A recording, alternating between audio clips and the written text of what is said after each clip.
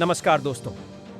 समुद्र की गहरी, नीली और खामोश दुनिया में एक ऐसी रेस चल रही है जिसके बारे में दुनिया को बहुत कम खबर है। ये रेस है पानी के नीचे अपनी बादशाहत कायम करने की। इस रेस के खिलाड़ी हैं दुनिया के बड़े बड़े सुपर पावर्स, अमेरिका, चाइना और रशिया।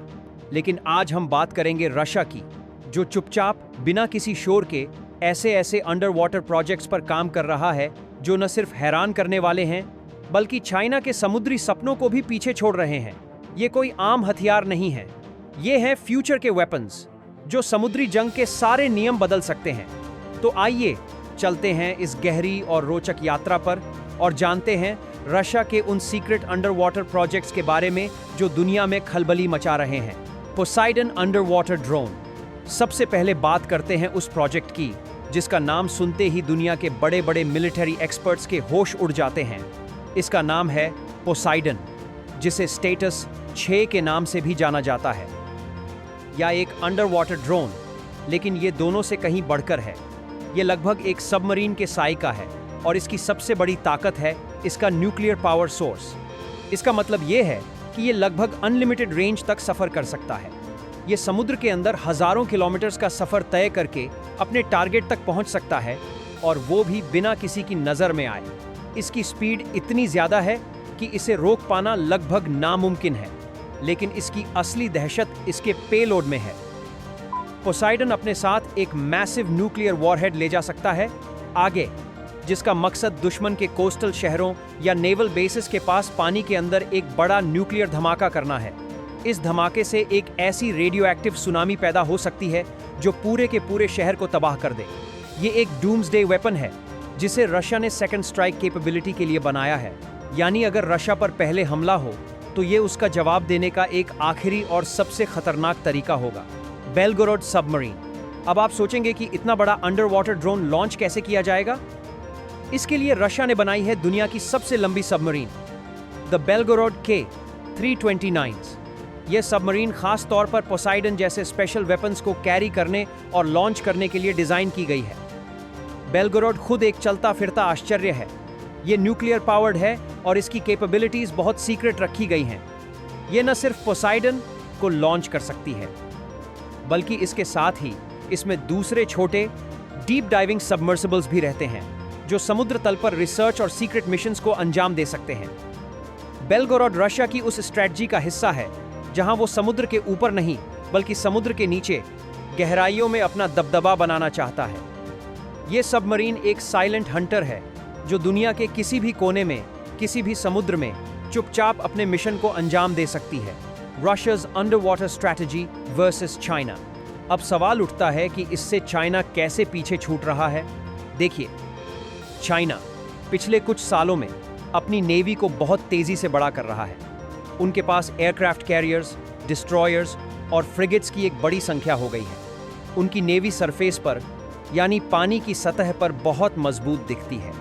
लेकिन जब बात आती है अंडर वाटर टेक्नोलॉजी, खास करके एडवांस्ड न्यूक्लियर सबमरीन टेक्नोलॉजी और डीप सी ऑपरेशंस की, तो यहाँ रशिया का अनुभव और उनकी टेक्नोलॉजी अभी भी चाइना से कई कदम आगे है। रशिया ने कोल्ड वॉर के समय से ही इस फील्ड में रिसर्च और डेवलपमेंट किया है।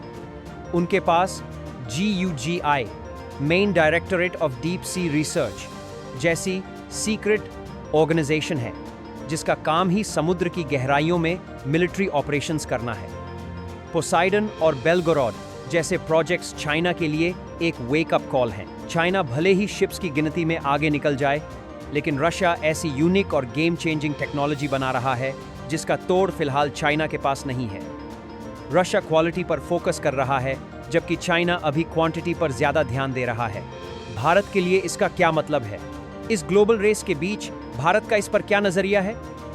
ये हमारे लिए बहुत इंपॉर्टेंट है। एक तरफ रशिया हमारा एक बहुत पुराना और विश्वसनीय स्ट्रेटेजिक पार्टनर है, खास करके डिफेंस के मामले में। हमने रशिया से ही अकूला क्लास न्यूक्लियर सबमरीन INS चक्रा लीज पर ली थी, जिससे हमारे नेवल ऑफिसर्स को न्यूक्लियर सबमरीन ऑपरेट करने का अनुभव मिला। तो रशिया की टेक्नोलॉजी में प्रगति हमारे लिए भी एक तरह से सीखने का मौका है। दूसरी तरफ चाइना है जो इंडियन ओशन में अपनी उपस्थिति तेजी से बढ़ा रहा है। वो स्ट्रिंग ऑफ पर्ल स्ट्रेटेजी के तहत हमारे पड़ोसी देशों में पोर्ट्स बना रहा है। ऐसे में चाइना की बढ़ती नेवल ताकत हमारे लिए एक चिंता का विषय है। रशिया का इन एडवांस्ड अंडर वाटर सिस्टम्स पर फोकस करना ये दिखाता है कि आने वाले समय में समुद्री सुरक्षा सिर्फ सरफेस शिप्स पर डिपेंड नहीं करेगी। गहरे पानी के अंदर की ताकत ही असली गेम ऑफ लॉमेंट के डीव 7D गेम 7 के इससे भारत को ये प्रेरणा मिलती है कि हमें अपने मेक इन इंडिया प्रोग्राम के तहत इंडिजिनस सबमरीन टेक्नोलॉजी, खास करके हमारी आरिहंत क्लास SSBNs और आने वाले SSN प्रोजेक्ट्स पर और तेजी से काम करना होगा। हमें अपनी अंडर वाटर डोमेन अवेयरनेस यानी समुद्र के अंदर निगरानी रखने की क्षमता को बढ़ाना होगा। इस रेस में हमें एक दर्शक नहीं बल्कि एक मजबूत खिलाड़ी बनना होगा। तो दोस्तों, रशिया के ये प्रोजेक्ट्स साफ दिखाते हैं कि आने वाले समय की जंग जमीन या हवा में ही नहीं बल्कि समुद्र की अनंत गहराइयों में भी लड़ी जाएगी। ये एक ऐसी जंग होगी जो स्टेल्थ, टेक्नोलॉजी और इनोवेशन पर निर्भर करेगी। पोसाइडन जैसे हथियार ये बताते हैं कि युद्ध की परिभाषा बदल रही है। अब सिर्फ मिसाइल डिफेंस सिस्टम बना लेना ही काफी नहीं है। एक साइडन इसके लीव और दूसरा बनाकर RC और न्यूजिंग बना सकता है, क्योंकि दुश्मन समुद्र के नीचे से भी हमला कर सकता है। ये प्रोजेक्ट्स रशिया के स्ट्रेटेजिक थिंकिंग को दर्शाते हैं, जहां वो अपनी कमियों को अपनी ताकत से ढकने की कोशिश कर रहा है।